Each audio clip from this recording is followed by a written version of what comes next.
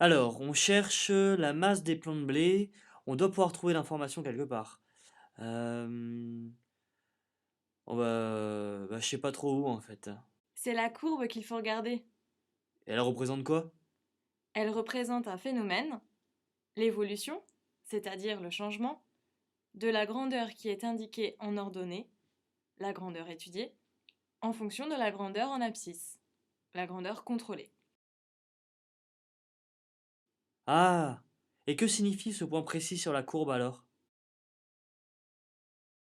Chaque point est une information qui associe une valeur de la grandeur étudiée à une valeur de la grandeur contrôlée.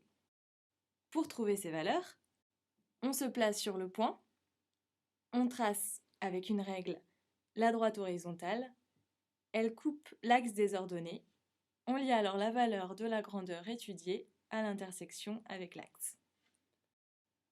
D'accord. Et pour trouver la valeur d'une grandeur contrôlée, on fait la même chose en traçant cette fois-ci une droite verticale. C'est ça? Exactement. Ce point de la courbe signifie donc qu'à 6 correspond 2. 6 et 2 quoi? C'est en quelle unité?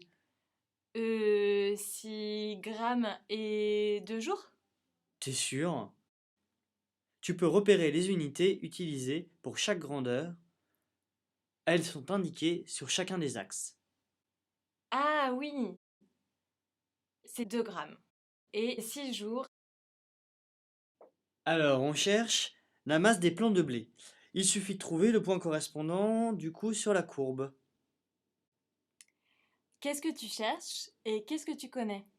Je cherche la masse des plants de blé en sachant que c'est 15 jours après les avoir mis en terre.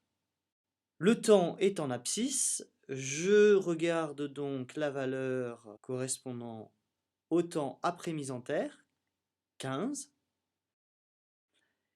et je remonte sur le point à l'intersection de la courbe. Je trace ensuite la droite horizontale.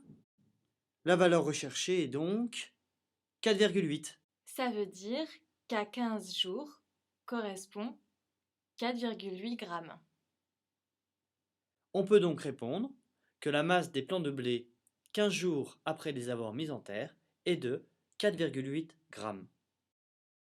Et si on connaît la masse et non le temps, on fait le chemin à l'envers, c'est ça?